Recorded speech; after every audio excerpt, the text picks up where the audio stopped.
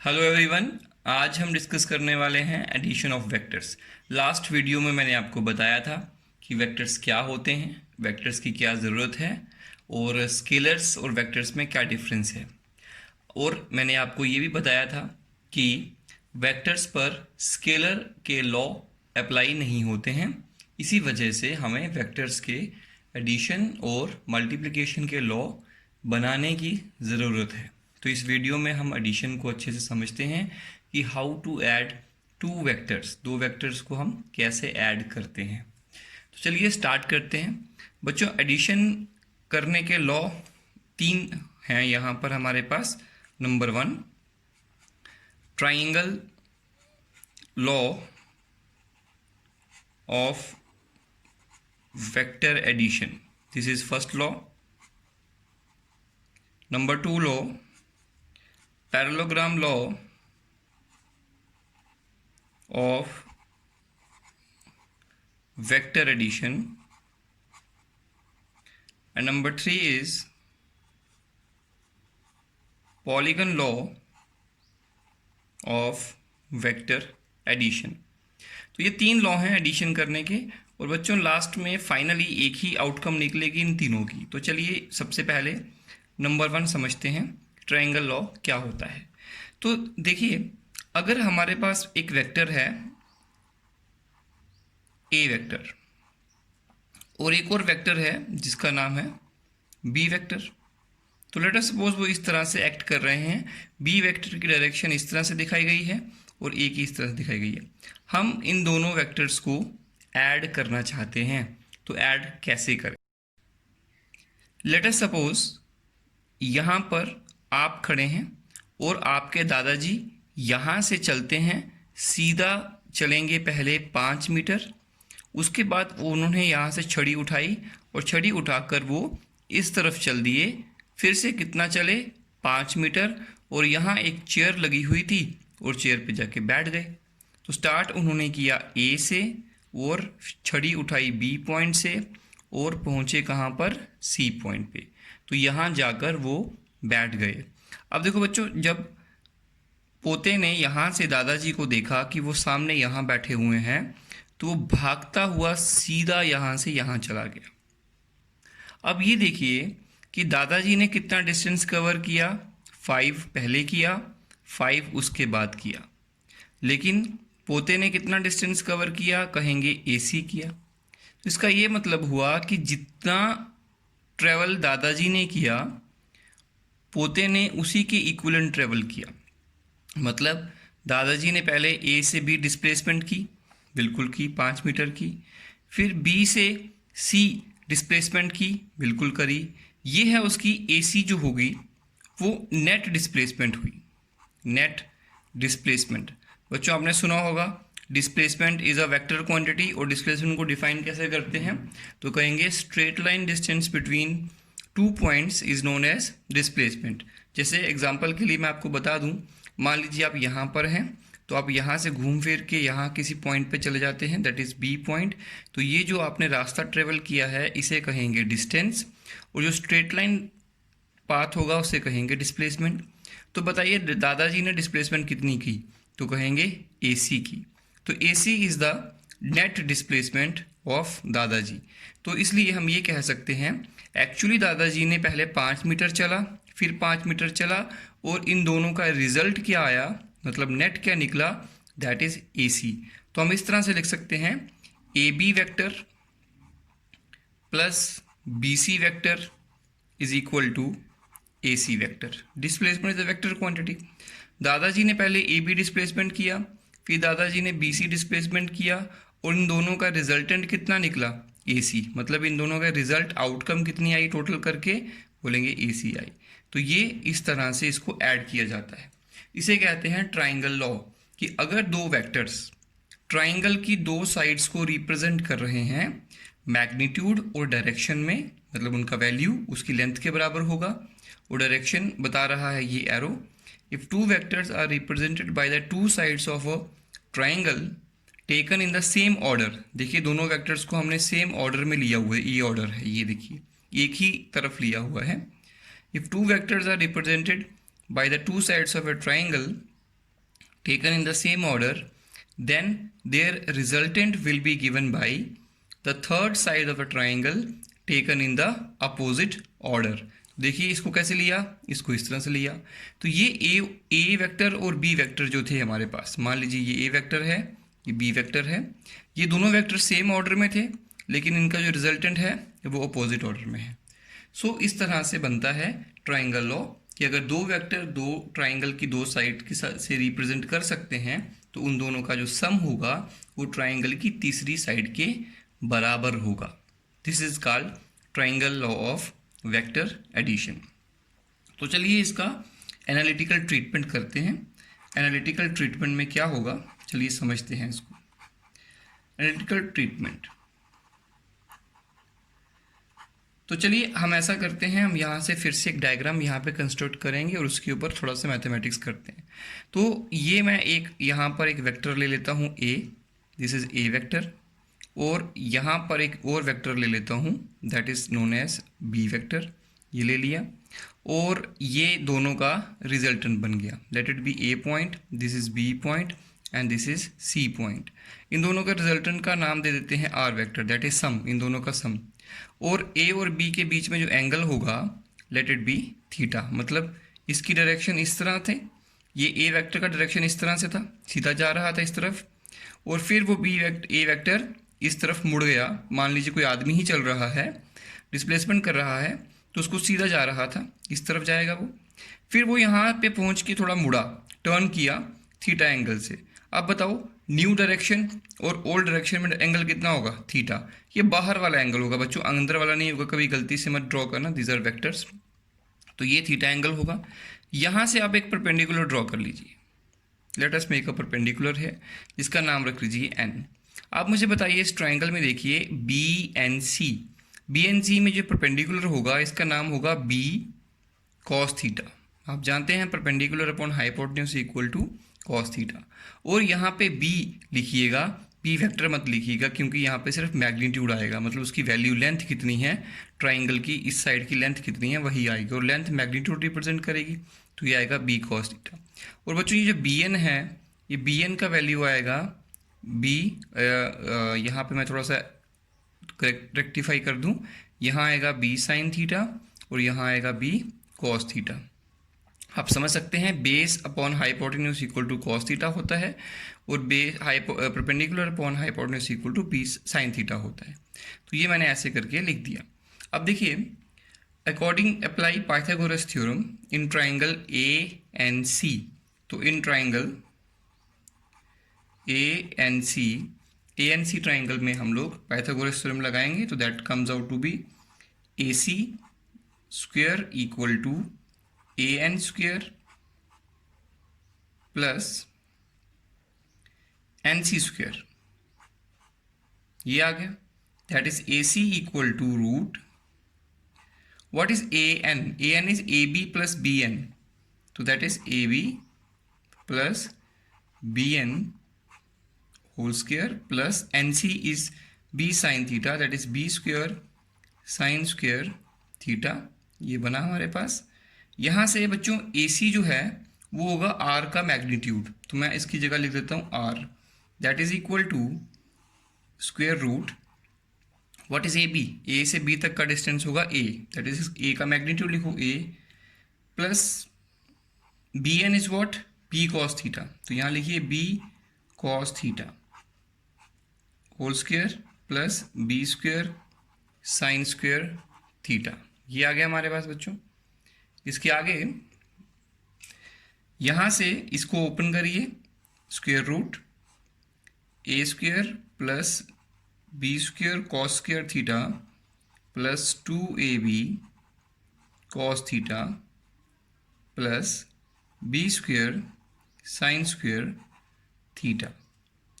तो आप देख सकते हैं इसको और इसको, इसमें से बी स्क्वेयर कॉमन ले लीजिए, बीच कॉमन ब्रैकेट में बचेगा sine square theta plus cos square theta, that comes out to be 1 and we get a square plus B square, जो यहाँ से कॉमन लेके बना उसका वन आएगा प्लस 2ab कॉस थीटा।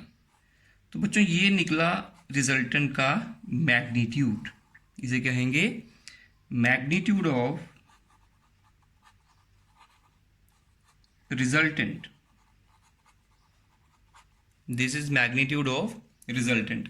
जो रिजल्टेंट वेक्टर हमारा बना उसका वैल्यू कितना आएगा वो इस तरह से कैलकुलेट किया जाएगा। अभी मैं आपको और भी बातें बहुत सारी समझाऊंगा। तो इसका मतलब ये हुआ कि A vector plus B vector equal to R vector, ये हम जानते हैं क्योंकि ये और ये ऐड करके ये बनेगा वेक्टर एडिशन के अकॉर्डिंग। अब a vector plus B vector मतलब आर वेक्टर का मैग्नीट्यूड कैसे लिखते हैं आर, और a vector plus B vector को के मैग्नीट्यूड को ऐसे लिखेंगे and that is equal to A square plus B square plus 2ab cos theta, ये लिखा हमने। इसका मीनिंग ये हो गया कि अगर आपको कभी वेक्टर्स में ऐड करना हो ए वेक्टर और बी वेक्टर को, तो उसका जो मैग्नीट्यूड होगा वो सिंपल ए प्लस बी नहीं होगा, उसका फॉर्मूला बनेगा A square plus B square plus 2ab cos theta. तो बच्चों इस तरह से हम इसका मैग्नीट्यूड बनाते हैं। दूसरी बात आएगी इसकी डायरेक्शन की। डायरेक्शन कैसे बनाएंगे, क्योंकि जब भी आपके से पूछा जाएगा कि एक वेक्टर का वैल्यू कैलकुलेट करो तो वेक्टर के पास बच्चों दो चीज़ें होती हैं, एक उसका मैग्नीट्यूड एक डायरेक्शन। तो सबसे पहले आपने मैग्नीट्यूड कैलकुलेट किया, उसके साथ में ही आप फिर उसके बाद उसकी डायरेक्शन भी कैलकुलेट करेंगे। तो डायरेक्शन कैसे निकालेंगे, तो लेट अस सपोज यहाँ पर रिजल्टेंट जो है वो ए के साथ थीटा नहीं अल्फा एंगल बना रहा है। Let us suppose resultant vector is making alpha angle with A के साथ उसने अल्फा एंगल बनाया। अब बताइए डायरेक्शन निकालने के लिए हमेशा हम कौन सा वाला रेशियो यूज़ करते हैं, टेन अल्फा। तो टेन अल्फा किसके बराबर आएगा, ये मतलब हम ऐसे कह सकते हैं कि अगर हमें ए की डायरेक्शन पता है तो ए के रेफरेंस में बी कहाँ आर कहाँ को होगा हमें ये बताना है। आर की डायरेक्शन रिजल्टेंट की डायरेक्शन विद रेफरेंस टू ए, वो कितने डिग्री पे है ए के साथ हमें वो बताना है। तो उसका फॉर्मूला होगा ten alpha perpendicular upon base that is C N upon A N. तो यू नो सी एन कितना होगा, बिल्कुल बी साइन थीटा, और उसके बाद ए एन कितना होगा that is A plus B cos theta that is equal to ten alpha. तो बच्चों इस तरह से हम लोग इसकी डायरेक्शन निकाल सकते हैं। तो चलिए बच्चों अभी हम इसके स्पेशल केसेस के बारे में डिस्कशन करते हैं। अभी हमने क्या कैलकुलेट किया, हमने दो चीज़ें कैलकुलेट कर ली थी। एक तो हमने रिजल्टेंट का वैल्यू कैलकुलेट किया, मतलब दो वेक्टर्स को अगर हमें ऐड करना है और ऐड करके जो उनका रिजल्टेंट आएगा that comes out to be A का मैग्नीट्यूड का स्क्वायर बी के मैग्नीट्यूड का square plus 2ab cos of theta. Theta is the angle between A and B. और अगर रिजल्टेंट की डायरेक्शन जाननी है तो टेन अल्फा देखना पड़ेगा, क्या आएगा वो B sine theta upon A plus B cos theta. ये सिचुएशन कैसी बनी थी मैं आपको फिर से बना देता हूँ। यहाँ पर एक वेक्टर था ए और दूसरा वेक्टर इसके साथ में इंक्लाइन था किसी एंगल पे थीटा। यहाँ से एक एक्सटेंशन करते हैं और ये एंगल ए और बी के बीच का होगा।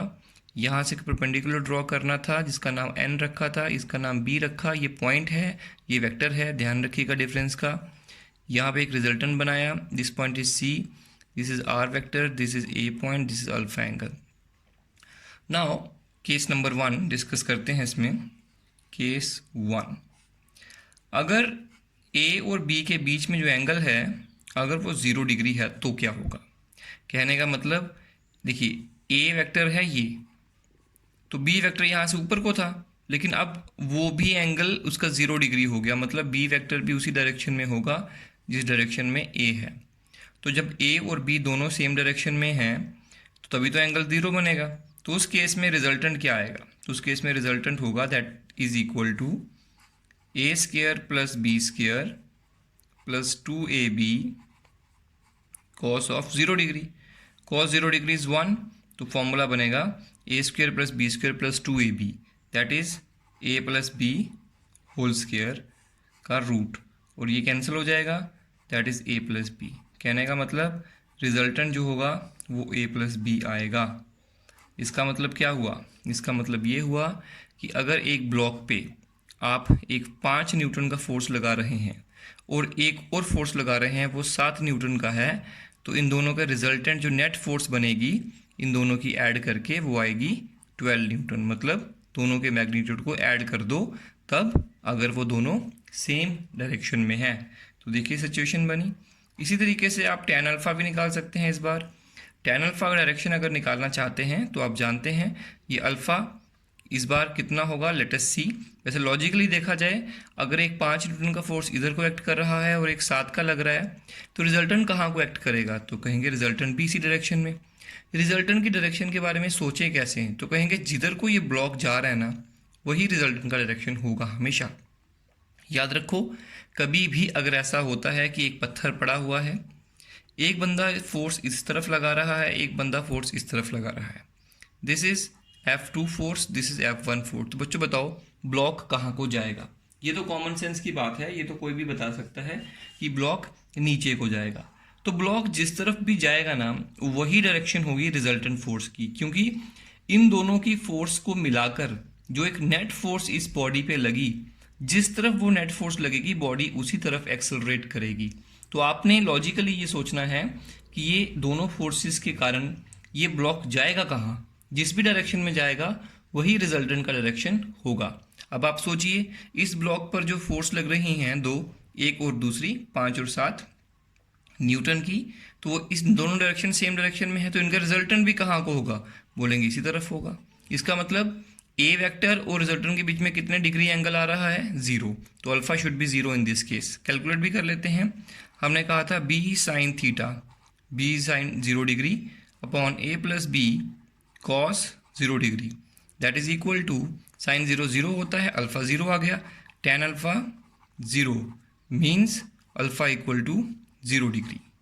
देखिए बन गई सिचुएशन, मतलब जिस तरफ ए है उसी तरफ ये अल्फा 0 होगा तो ये आर इस पर आ जाएगा, इस तरफ आ जाएगा नीचे की तरफ। This is case number 1। चलिए इसके बाद केस नंबर 2 डिस्कस करते हैं। इस केस में हम ये देखेंगे कि अगर एंगल दोनों वेक्टर्स के बीच में 90 डिग्री हुआ तो क्या होगा। कहने का मतलब ये हुआ कि अगर एक वेक्टर इस तरफ है, ए वेक्टर का डायरेक्शन ये है और बी वेक्टर जो है वो उसके परपेंडिकुलर डायरेक्शन में है, मतलब ये देखिए 90 डिग्री एंगल है दोनों के बीच में, तब जो रिजल्टेंट होगा उसका वैल्यू क्या होगा, तो कहेंगे बहुत सिंपल है, उसको भी हम कैलकुलेट कर सकते हैं। Resultant equal to root A square plus B square plus 2ab cos 90 degree, cos 90 degree 0, तो ये टर्म पूरी की पूरी 0 हो जाएगी, तो यहाँ से बनेगा A square plus B square, ये बना रूट, तो दिस इज द रिजल्टेंट। इसी तरीके से tan अल्फा भी निकल सकता है, that is equal to B sine 90 degree, you know it's 1, and A plus cos A plus B cos 90 degree, that is 0, that comes out to be B upon A, तो B upon ए की ratio में tan alpha बनेगा, तो tan alpha का value क्या बना, B upon A. तो ये इस तरह से बनाया जा सकता है। इसी तरह से केस नंबर 3 भी डिस्कस कर सकते हैं। केस नंबर 3 कि अगर थीटा 180 डिग्री हो, मतलब दोनों फोर्सेस अपोजिट डायरेक्शन में होती है, एक ब्लॉक है, एक फोर्स इधर को लग रही है, एक फोर्स इधर को लग रही है, F1 F2 दोनों के बीच में एंगल कितना है 180 डिग्री, अपोजिट डायरेक्शन में फोर्सेस हैं, तब रिजल्टेंट कितना होगा। तो चलिए मैं आपसे ऐसे लॉजिकली पूछ लेता हूँ कि अगर एक ब्लॉक है 10 न्यूटन का फोर्स इस तरफ लग रहा है और 2 न्यूटन का इस तरफ लग रहा है, पहला क्वेश्चन ये है मेरा कि नेट फोर्स कितनी लगी, तो आप कहोगे 8 न्यूटन, दोनों को माइनस करके आएगा। और दूसरा क्वेश्चन ये है कि रिजल्टेंट का डायरेक्शन क्या होगा, दोनों की वजह से जो नेट फोर्स लगेगी उसका डायरेक्शन क्या होगा, तो बोलेंगे ब्लॉक किस तरफ जाएगा, जिस तरफ बड़ी फोर्स है उसी तरफ जाएगा। बिल्कुल सही है, चलिए इसको देखते हैं। तो रिजल्टेंट का फॉर्मूला होता है root A square plus B square plus 2ab cos 180 degree, cos 180 is -1, तो that is equal to root A square plus B square minus 2ab। You know the formula, a minus B whole square का root, ये cancel हो गए, तो resultant किसके बराबर आया, जो रिजल्टेंट है that comes out to be a minus B. तो देखिए बिल्कुल सही आया। तो रिजल्ट क्या निकला, रिजल्ट ये निकला कि अगर दो वेक्टर्स सेम डायरेक्शन में एक्ट कर रहे हैं तो उनको प्लस कर लो, अगर अपोजिट में है तो उनको माइनस कर लो, अगर किसी एंगल थीटा पे है तो भाई ये वाला फॉर्मूला लगा के चेक कर लो कितना होगा। इसमें भी tan अल्फा निकालना चाहेंगे तो इसमें भी आपके पास 0 ही आएगा, आप करके इसको देख सकते हैं। तो बच्चों ये है इसके स्पेशल केसेस। अब थोड़ा सा इसके बारे में और भी एनालिटिकली बात कर लेते हैं। एनालिटिकल कैलकुलेशन थोड़ी सी देख लेते हैं, समझने के लिए बहुत ज़रूरी होगी ये। देखिएगा, मान लेते हैं कि हमारे पास एक पॉइंट है, इस पॉइंट पर एक फोर्स एक्ट कर रही है इस तरफ, ठीक, और इस फोर्स का वैल्यू है 10 न्यूटन। एक और फोर्स एक्ट कर रही है, मान लीजिए इस तरफ, उसका वैल्यू भी 10 न्यूटन है। दो फोर्स लग रही हैं इस तरह से। अब दो फोर्स जब लग रही हैं, एक बात और याद रखिएगा, वेक्टर चाहे मैं यहाँ ड्रॉ करूँ चाहे मैं यहाँ ड्रॉ करूँ, इसमें कोई फर्क नहीं होता। तो मैंने ऐसे ड्रॉ कर दिया, चलिए यहाँ मान लेते हैं कि यहीं पे है। तो बच्चों एक ये फोर्स है, एक ये फोर्स है। अब मुझे बताओ रिजल्टेंट क्या होगा इन दोनों का, तो कहेंगे root.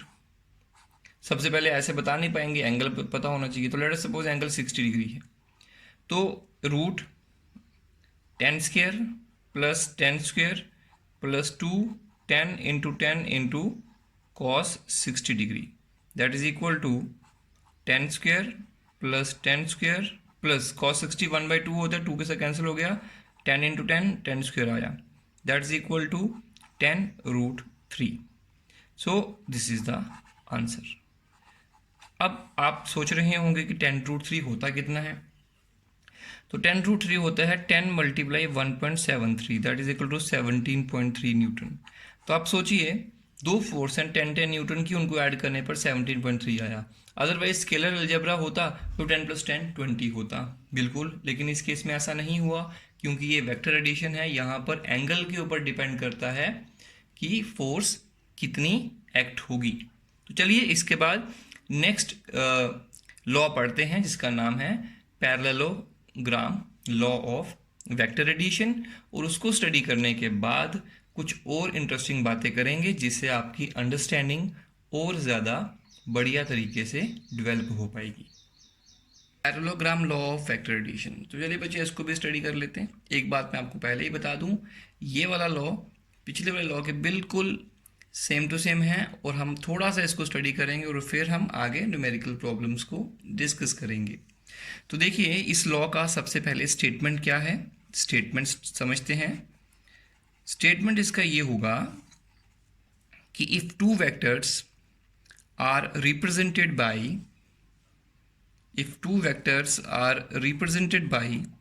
the two adjacent sides of a parallelogram, मतलब अगर हम दो वेक्टर्स को पैरेललोग्राम की दो साथ वाली साइड से रिप्रेजेंट करें और उनके बीच में कोई एंगल है थीटा, देन उनका जो रिजल्टेंट होगा ए और बी का, जो कि दो साइड से रिप्रेजेंट किए जा रहे हैं, their resultant will be given by the diagonal of that parallelogram. तो अगर दो वेक्टर इस पैरेललोग्राम की दो साइड के जैसे हैं, जैसे मैं दिखा रहा हूं, तो इनका रिजल्टेंट जो होगा वो इसके डायगोनल से रिप्रेजेंट किया जाएगा, दैट इज आर वेक्टर। अब आप खुद भी सोचिए कि अगर मैं एक पॉइंट को यहाँ पे किसी ऑब्जेक्ट को रखता हूँ और एक आदमी फोर्स इधर को लगा रहा है और दूसरा आदमी फोर्स इधर को लगा रहा है, तो ऑब्जेक्ट कहाँ को जाएगा, तो बोलेंगे बीच में जाएगा, तो दैट इज द रिजल्टेंट। अब हमें इसे कैलकुलेट करना है। तो बच्चों चलिए सबसे पहले थोड़ा सा डायग्राम को आगे और कंस्ट्रक्शन करते हैं इसका। देखिए मैं इसे एक एक्सटेंशन करता हूँ, यहाँ से परपेंडिकुलर ड्रॉ कर लेता हूँ, इसका नाम पॉइंट का रख दूँ ए, इसका नाम रख दो बी, इसका नाम रख दो सी, और ये जो एंगल है इसको अल्फ़ा कह देते हैं जो रिजल्टेंट ए के साथ बनाता है। अगर बच्चों ये थीटा है तो ये भी थीटा होना चाहिए। आपने सुना होगा कि अपोजिट साइड्स पैरेलल होती हैं, तो देखिए बच्चों ये वेक्टर और ये वेक्टर फिर एक जैसे हुए। क्यों एक जैसे हुए, दोनों की डायरेक्शन सेम है और दोनों का मैग्नीट्यूड भी सेम है, मतलब एक ही हो गए। तो इसका नाम भी क्या रख सकते हैं, बी वेक्टर। ये ए है तो ये भी ए है, तो ये पॉइंट एन आ गया, इसका नाम होगा B sine theta, sorry it's it's sine theta, और इसका नाम होगा बी कॉस थीटा। तो बच्चों अगर आप इसको छोड़ दें तो आप देखिए कि आपके पास वही बन गया पिछली बार वाला ट्राइंगल लॉ। तो यहाँ से रिजल्टेंट, आप इतनी इतनी डायग्राम को फॉलो करो, ये तो वही हो गया। तो इसका जो बनेगा रिजल्टेंट, यहाँ से भी वही निकलेगा, root A square plus B square plus 2ab cos theta. बाकी बिल्कुल सेम टू सेम पिछले क्वेश्चन की तरह होगा, बिल्कुल सेम। तो इसका मतलब ये हुआ कि दो वेक्टर्स, मान लीजिए एक 5 न्यूटन का वेक्टर इधर को एक्ट कर रहा है और एक 5 न्यूटन का वेक्टर इधर को एक्ट कर रहा है, दोनों के बीच में 60 डिग्री एंगल है। मान लो एक ऑब्जेक्ट है यहाँ पे, उस पर दो फोर्स लग रही हैं, एक इधर को 5 न्यूटन की और एक इधर को लग रही है, दोनों के बीच में एंगल 60 डिग्री है। बताओ इसके पे नेट फोर्स कितनी लगी। तो नेट फोर्स कैसे निकालोगे, फॉर्मूला रिजल्टेंट का, that is equal to resultant force equal to 5 square, A का मैग्नीट्यूड है ना, ये ए और B, this is A, this is B vector, plus 5 square plus 2 into 5 into 5 cos 60 degree. बच्चों cos 60 degree और 2 cancel हो गया, क्योंकि इसका वैल्यू 1/2 होगा, 2 कैंसिल हो जाएगा। That comes out to be 5 square plus 5 square plus 5 square, 5 into 5 5 square, that is 5√3। और इसको करेंगे तो 5 इंटू 1.73 आएगा, and that is equal to 83। आप कर सकते हो कैलकुलेट, 8.65 आएगा इसका आंसर, 8.65 न्यूटन। तो दिस इज द रिजल्टेंट। और एक्ट कहाँ को करेगा, यहाँ पे बीचों बीच करेगा, और इसका वैल्यू कितना होगा, दैट इज 8.65 न्यूटन। अब हम थोड़ा सा इसमें और इंक्रीज करते हैं आगे क्वालिटी को, और बढ़िया तरीके से इस पॉइंट को समझते हैं। अब सुनिएगा, 5 और 5 8.5 होते हैं, यहाँ हर बार यही होते हैं कहेंगे, ज़रूरी नहीं है। सबसे पहली चीज़, अगर दो वेक्टर्स के बीच में 0 डिग्री एंगल है, ये केस नंबर 1 है, 5 न्यूटन थी फोर्स, दूसरी भी 5 न्यूटन थी, दोनों फोर्स बराबर हैं, ये देखिए, और ये रिजल्टेंट है उसका। तो 5 न्यूटन और 5 न्यूटन दो फोर्सेस ए सेम डायरेक्शन में एक्ट करें एक बॉडी पे, तो इसका रिजल्टेंट कितना आएगा, 10 न्यूटन। बिल्कुल सही, 5 + 5 10 हो गया। केस नंबर 2, अगर एक फोर्स 5 न्यूटन की एक्ट हो रही है इस डायरेक्शन में, दूसरी एक्ट हो रही है इस डायरेक्शन में, दोनों के बीच में एंगल जो है वो 45 डिग्री है, तो उस समय बताइए, यहाँ मैं 60 डिग्री ले लेता हूँ, चलिए 60 डिग्री ले लेता हूँ। तो 60 डिग्री हुआ तो फोर्स कितनी आई, रिजल्टेंट कितना आया, तो कहेंगे 8.65 Newton. Case number 2। Case number 3, एक फोर्स इस तरह से है 5 न्यूटन की, और एक फोर्स इस तरह से है 5 न्यूटन की, दोनों फोर्सेस के बीच में एंगल कितना है, 90 डिग्री है इस बार। तो जब 90 डिग्री होगा रिजल्टेंट कितना आएगा, कैलकुलेट कर लेते हैं भाई, कितना आएगा, तो कहेंगे R equal to root A square plus B square, cos 90 0 हो जाएगा, 5 स्क्वायर प्लस 5 स्क्वायर का रूट, दैट इज 5√2। तो √2 होता है 5 इंटू 1.414, ऐसे ही होगा बिल्कुल √2 का वैल्यू। तो उसको मल्टीप्लाई कर सकते हैं आप लोग, अगर मैं इसको 41 ही लिखूँ तो 5 1 5, 5 20, 2 कैरी, 5 1 5 7, 7.05, तो यहाँ पे आएगा 7.05, तो दैट इज न्यूटन, 7 न्यूटन आया। नंबर 3 केस आ गया। इसके बाद बच्चों अगर अगला केस स्टडी करें, एक 5 न्यूटन का फोर्स अगर इस तरफ लग रहा है और दूसरा 5 न्यूटन का फोर्स इस तरफ लग रहा है, और दोनों के बीच में एंगल जो है वो 120 डिग्री है, तो मुझे बताइए रिजल्टेंट क्या होगा। आप इस तरह से कैलकुलेट करेंगे ना तो आंसर पता कितना आएगा, 5 न्यूटन।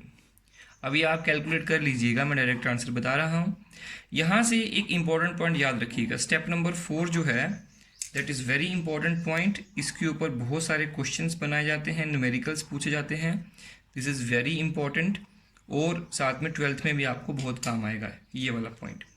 नंबर 5 की बात करते हैं, इसके आगे चलते हैं।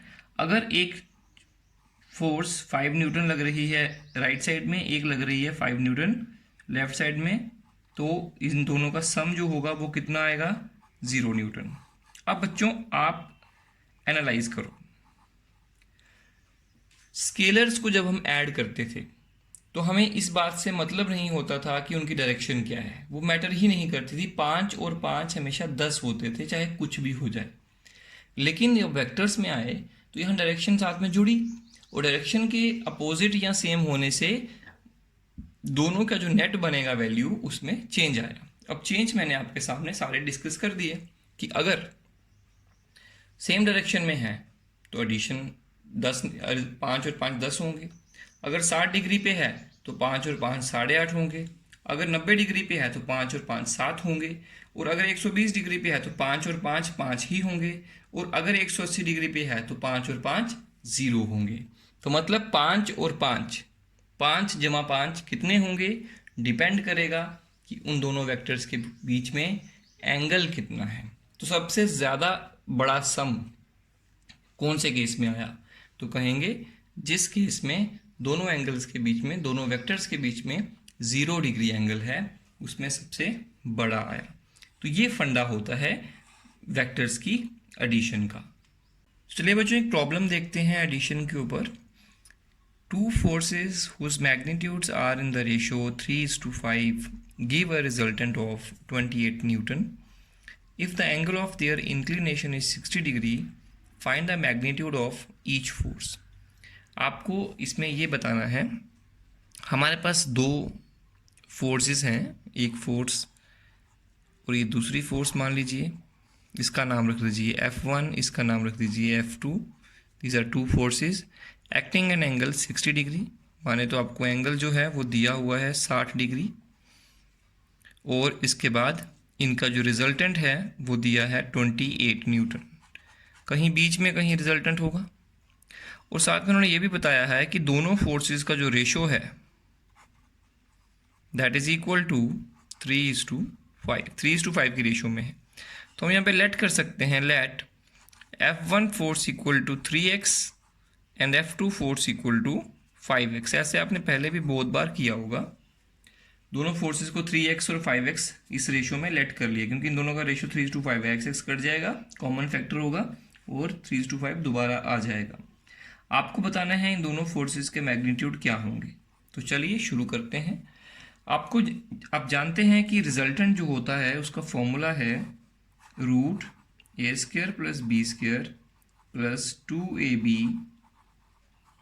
cos of theta, and resultant here is 28, that is equal to √3x² + 5x²। इस बार a और b की जगह पे F1 F2 आएगा, तो plus 2 3x 5x cos 60 degree. cos 60 degree और 2 कैंसिल हो गए क्योंकि इसका वैल्यू 1/2 होता है। 28 equal to √9x² 25x² + 15x²। That is, इसको इधर ले आइए, 28 का स्क्वायर हो जाएगा ये, दैट इज इक्वल टू 9 और इसको करिए 25 और 15 हो गया 40, ये हो गया 49। तो 49x² ये आ गया हमारे पास। अब आप बच्चों अगर मैं इसको ना हिलाऊं इधर, तो इसको मैं रूट लगा देता हूं, तो आप जानते हैं कि 28 इक्वल टू 7x आएगा। Implies x equal to 28/7, that is equal to 4x का वैल्यू आया। देयरफॉर हेंस इसका वैल्यू कितना होगा, 3 × 4। इसका वैल्यू कितना होगा, 5 × 4। तो ये आएगा 12 न्यूटन और ये आएगा 20 न्यूटन। तो बच्चों this is the answer. Very simple, इस तरह से हम इसको सॉल्व कर सकते हैं।